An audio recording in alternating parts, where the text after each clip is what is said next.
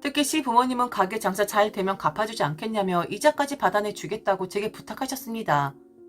저는 그 말에 솔깃해서 결국 피 같은 돈을 내주었죠. 그렇게 아주버님 재혼하고 나서 몇 개월이 지나도록 원금은커녕 이자에 대해서는 이런 방구가 없었습니다. 그리고 또 하나 이상한 것은 집들이도 안 하더라고요. 시어머니도 어떻게 사는지 궁금한데 아직도 초대를 안 한다며 제게 손이 동서에게 연락해보라고 하더군요. 장남에게서 두 번째로 본 며느리라 그런지 어렵다고 했어요. 그래서 제가 전화를 했어요. 집들이 한번 해야 하지 않겠냐고 말이죠. 그러면서 가게에 저희 돈 5천만 원이 들어갔다. 매달 얼마씩이라도 줬으면 좋겠다고 아주 공손하게 말했는데 반응이 시큰둥하더라고요. 동서, 난 모르는 일이야. 난 시댁에서 다 해준 것으로 알고 있는데 나한테 그러지 말고 아버님한테 달라고 해. 요즘 불경기인 거 알지? 장사도 안 돼서 가뜩이나 쪼들리는데 그런 건 나한테 말하지 않았으면 좋겠어. 집들인 둘째치고 황당하더라고요. 시어머니에게 물어봤더니 분명 가게 해줄 때 동생네에서 돈 5천만 원 해준 것이니 자리 잡히면 매달 갚아야 한다고 여러 번 말했다고 하네요. 결국 남편이 아주버님에게 이야기했고 아주버님은 화를 내면서 기다리라고 했다네요. 그리고 얼마 뒤 찝찝한 마음에 집들이를 했죠. 그런데 좀 이상했어요. 시부모님이 전세로 아파트를 얻어줬는데 집안에 들어있는 가구나 가전들이 전혀 새 것처럼 보이지 않는 것이었죠.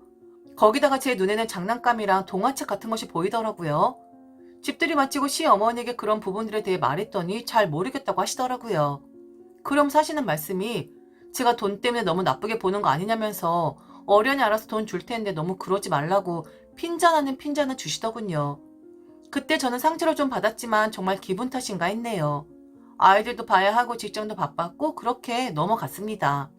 그런데 몇 달 뒤에 시어머니가 씩씩대면서 전화를 주시더라고요. 반찬 좀 만들어놔서 가져가라고 전화했더니 바쁘다고 하길래 가져다 주마 했는데 그럼 가게로 가져다 달라는 거야. 그래서 네 시아버지 재촉해서 가는 길이었는데 그쪽 도로가 많이 막히는 바람에 근처에 있는 애들 집으로 갔어. 마침 엘리베이터에서 니네 동서랑 만났지 뭐냐? 그런데 웬 꼬마애를 데리고 있더라고. 우리 손주 또래 아이였어. 그래서 물어보니까 왜 연락도 없이 왔냐고 다짜고짜 화를 내지 뭐냐? 네 시아버지가 어디다 대고 화를 내냐고 호통치니까 이 삐죽 내밀면서 집으로 들어가서 문을 안 열어주더라고. 그게 초혼이 아니었던 거야. 그것도 애딸내 이혼녀였지 뭐냐? 이거 우리 사기당한 거 아니냐? 아주버님이랑 형님네가 며칠 뒤 들어가서 해명하는 자리에 저희 부부도 있었는데 기가 막히더라고요. 아주버님과 형님은 게임하다가 만난 사이였고 서로 마음에 들었다고 하네요. 근데 문제는 형님도 초혼이 아니었고 애까지 딸린 이혼녀였어요. 왜 처음부터 이야기하지 않았냐고 호통을 치니 아주버님이 그랬으면 결혼시켰겠냐고 오히려 화를 냈죠. 서로 고성이 오가고 몇 시간을 그러다가 아주버님 내 애가 앞으로 잘 살 테니까 제발 좀 넘어가자고 했고 자식에게는 부모 없다고 시부모님도 마지못해 인정하기로 했습니다. 시어머니는 형님에게 그러면 임신은 언제 할 거냐고 하니까 노력하고 있다고 빨리 손주 안겨드리겠다고 하더라고요. 그 말에 시부모님 노여움은 가라앉는 듯 했어요. 그리고 며칠 후 형님에게 전화가 왔습니다. 동선 애들 보니까 좋은 거 입히던데 옷 좀 몇 벌 가져갈 수 있을까? 애들 금방금방 크는데 새로 사입 피기가 그래서 그래. 첫째가 우리 애보다 한 살 많으니까 작은 옷 있을 거 아니야? 그렇게 하기에 저는 연년생 둘째 입히려고 살 때 좀 괜찮은 것으로 샀다. 주고 말고 할 것도 없다 그렇게 이야기했죠. 그러더니 못되게도 이야기하더라고요. 동서도 참 마음 씀씀이가 왜 그러니? 그렇게 아까워? 그리고 막말로 둘째 미숙아로 태어나서 그 나이 때 애들보다 작잖아. 더군다나 여자애고.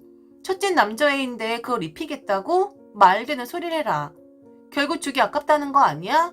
시애민 나보고 애 낳으라고 강요를 하질 않나. 동서 나를 고깝게 보질 않나. 도대체 신부들이 왜 그 모양이냐? 하여간 시댁이란 것들은 다 그 모양이야. 제 귀를 의심했죠. 어떻게 저렇게 말할 수가 있나요? 맞습니다. 둘째가 8개월 만에 태어나는 바람에 인큐베이터에서 2개월가량 있었어요. 그래서 발육이 좀 늦기도 하지만 전혀 문제가 없거든요. 가끔 너무 작은 거 아닌가 싶어서 다 제 잘못이다 생각하며 밤에 혼자서 울었던 적도 많을 만큼 제게는 아픔이 있는 아이인데 그 부분을 공격할 줄은 꿈에도 몰랐습니다. 형님은 전화를 일방적으로 끊어놓고는 제가 전화를 해도 받질 않았어요. 저는 들끓는 심정을 시어머니에게 하소연했죠. 시어머니 또한 어떻게 그따위로 말할 수 있냐고 역정을 내시며 제게 미안하다고 하시더라고요. 그러면서 말씀하시는데 여기서 또 한 번 붕괴했죠. 내가 물어볼까 말까 망설였는데 한 달 전쯤에 첫째는 왔다 갔거든. 그리고 집에 온 사람이 없었거든. 그런데 지난주에 폐물함 열어보니까 나한테 시어머니, 너한테는 시할머니가 준 금비녀랑 옛날식 금반지 몇 개가 없는 거지 뭐니. 내 생각에 왠지 첫째가 손댄 거지 싶어서 조심히 물어봤는데 걔가 그거 네가 가져갔다고 하더라고. 말은 지난번 가족 모임 때 네가 폐물함에 손대는 것을 봤다고 했어. 그러면서 동선이가 요즘 힘든 것 같으니 내세가 마시라고 했는데 그거 너 아니지? 내 짐작대로 고기 가져간 거 맞지? 기가 막혔습니다. 저를 도둑으로 몰다뇨. 제가 시어머니 폐물함에 손을 댈 일도 없고 그런 거 생각지도 못했다고 펄쩍 뛰었죠. 시어머니 어쩌면 좋냐면서 저보고 같이 아주버님네로 가자고 하더라고요. 혼자 가시기엔 무섭다면서 말이죠. 결국 상의 끝에 또 남편을 통해서 아주버님께 사정 이야기를 했는데 아주버님이 처음엔 제가 시어머니와 형님 사이를 이간질하려는 게 아니냐고 하더군요. 그러고 알아보고 전화 주겠다고 하더니 한참 동안 연락이 없었습니다. 며칠 후에 형님에게 전화가 오더라고요. 이번에 시댁이랑 인연 끊으려고. 이게 다 동서가 중간에서 농간 부린 것 때문 아니겠어? 내가 금비녀랑 금반지 가져갔다는 증거 있어? 있냐고. 증거도 없이 그렇게 말하는 거 명예훼손인 거 몰라? 그리고 동선이 시애미한테 전해. 난 당신네 집 애 낳을 생각 없으니까 꿈 깨시라고. 내가 미쳤니? 내가 애 낳으면 우리 새끼는 찬밥대라고? 그 꼴을 내가 볼 것 같아? 여하튼 내가 떨어져 나가 줄게. 동서가 이간질해서 얼마나 잘 사는지 두고 보자고.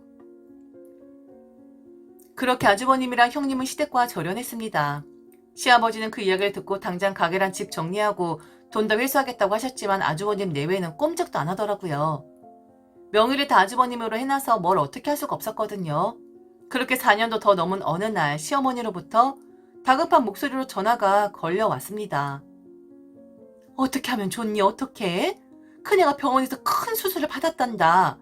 암 수술을 받았는데 1,500만 원 나왔다고 그 샹컷한테 전화가 띡 하고 왔어. 다시 전화 걸었더니 안 받고 병원이랑 호실만 알려주면서 와서 결제하라는데 네가 둘째랑 상의해서 좀 가봐주면 안 되니? 난 아직도 심장이 벌렁거린다. 저도 놀랐고 남편도 놀랐습니다. 퇴근하고 남편이랑 부랴부랴 병원에 가봤더니 병동에 못 올라가고 간호사 통해서 아주버님과 통화를 할 수가 있었습니다. 핸드폰 번호는 죽어도 안 알려주더라고요. 남편과 통화했는데 병원비 좀 결제하고 가라고 했다네요. 추궁한 끝에 확인해보니 전립선 암이었는데 다행히 촉이 없답니다. 그런데 그걸 로봇 수술인가로 해서 그렇게 많이 나왔다네요. 보험이 없냐고 하니까 생계가 어려워서 다 깨고 돈도 하나도 없답니다. 그래서 창피한 무릎 쓰고 연락했다고 하더라고요. 병원비 결제가 안 돼서 퇴원을 못하고 있다고 한 번만 도와주면 앞으로 피해 안 끼치고 산다고 했습니다. 시 부모님도 아주버님 결혼 때 돈 다 해줘서 여력이 없고 결국 저희 부부 차지였죠. 남편 하는 수 없이 결제하려고 하더라고요. 저는 뭔가 이상하다고 단호하게 안 된다고 했습니다. 뭐가 이상하지 않아? 요즘 시대에 실비보험 하나 없는 사람이 어디 있냐고. 그런 생각도 없이 보험도 안 되는 로봇 수술할 리가 없잖아? 워낙에 그 여자가 귀신 같은 구석이 있어서 이것도 그 여자 작품일지도 몰라. 내가 확인해보고 정말 아무것도 없으면 그때 가서 결제해도 안 늦어. 친한 친구 중에 보험사 심사부서에 있는 친구가 있는데 그 친구한테 부탁을 좀 했습니다. 처음엔 걸리면 큰일 난다고 거절했지만 제 사정을 다 이야기하니 보험이 있는지 없는지 조회만 해준다고 하더라고요.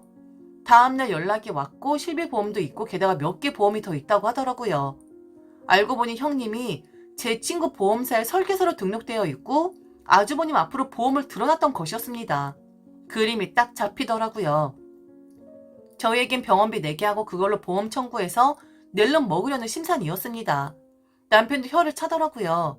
시 부모님도 분개해서 연락도 받지 말라고 했죠. 그런데 시어머니가 가만히 있지 않으셨어요. 내가 이 또라이 얼굴에도 긁거나 이 우라가 가실 것 같아. 그 보험사 어디니? 당장 가서 다리 몽둥이를 부러뜨리고 내가 감옥하련다. 어딘지 좀 알아봐서 나한테 알려줘. 너는 나설 것 없어. 내가 이거 지기고 아주 그냥 감방 간다. 저는 만류했지만 시어머니는 분개함을 자지러지시더라고요. 집안에 여자가 잘못 들어와서 망하게 생겼다며 그냥 넘어가면 바늘 도둑이 소도둑 된다고 자기 아들을 위해서라도 끝장을 봐야 한다고 했죠. 결국 시어머니 형님이 일하는 그 보험사 지점 발칵 뒤집어 놓았습니다. 그동안 쌓아왔던 우라를 한꺼번에 다 털어 놓으시는데 참 대단하더라고요. 저희가 도착했을 때 형님은 지점에 있질 않았는데 시어머니는 지점장이란 사람의 멱살부터 잡았어요. 괜한 사람을 왜 건드리나 싶었는데 지금 생각해보니 일을 크게 만들고 싶어 그런 것 같긴 합니다. 직원 교육을 어찌 시키길래 이런 못된 짓거리를 할 수가 있는 거냐고, 이런이 설계사들이 욕을 먹는 거라고, 그거 사업 쫄딱 다 망하게 만들어 놓고 할 것 없으니 이쪽으로 발 들여 놓은 것 같은데 완전 귀신 같은 것인데 그걸 받아줬냐고, 혹시 너도 돈 먹은 거 아니냐고 생사람을 잡고 억지를 쓰시더라고요. 형님 호출돼서 지점으로 들어왔는데도 시어머니는 지점장만 물고 늘어졌습니다. 그러다가 바닥에 주저앉으시며 막 통곡을 하시고 지점장한테 살려달라고 막 애원을 하시고 며느리 하나 잘못 들였다가 이런 꼴 당하게 되었다고, 내가 지금 이곳에서 확 죽어버려야지만 내 억울한 마음을 알 것 같다고 난리를 치셨죠. 그날의 상황을 생각하면 동물원의 원숭이가 된 기분이에요. 그런데 형님의 평판이 그닥 좋지는 않았나 봅니다. 안에서 새는 바가지 밖에서도 샜겠죠. 한바탕 난리를 치고 난 뒤 그 지점장이란 분의 전화를 받았는데 제가 죄송하다고 나중에 병원 가신 다음에 치료를 하셔야 하는 부분이 있으면 책임을 지겠다라고 전화를 꼭 달라 부탁을 했었거든요. 형님은 일을 그만두었다고 하더군요. 그리고 지점장 분이 말하기를 어머니 위로 잘 해드리라고. 그리고 알고 보니 형님이 그곳에서도 알게 모르게 편법을 써서 보험 가입을 유도한 것들이 있어서 하마터면 본인에게 큰일이 일어날 뻔했다고 하더라고요. 자세히 말해줄 수 없지만 형님은 다시는 보험 쪽엔 발을 들이지 못할 것이라고 했고 어머니 위로 잘 해주길 바라고, 그리고 형님이란 사람 더 이상 일하지 않으니 절대로 찾아오지 말아 달라는 부탁을 했습니다. 시어머니 마음은 이해하나 두 번은 못 볼 것 같다면서요. 이후로 형님 연락 없습니다. 아마도 다른 일을 기웃거리며 살겠죠. 영원히 연락이 없었으면 좋겠고 만일 연락을 할 생각이라면 좀 정직한 모습으로 연락을 했으면 하는 바람입니다. 그 일 있고 난 뒤 시어머니가 좀 많이 아프셨었는데 참 저도 여자지만 정말 여자는 잘 들어야 하는 것 같습니다. 여자나 잘못 들여서 이 무슨 꼴을 당하는 건지 인생 참 더 넓네요. 지금까지 들어줘서 진심으로 감사합니다. 이상 배신의 장미였습니다.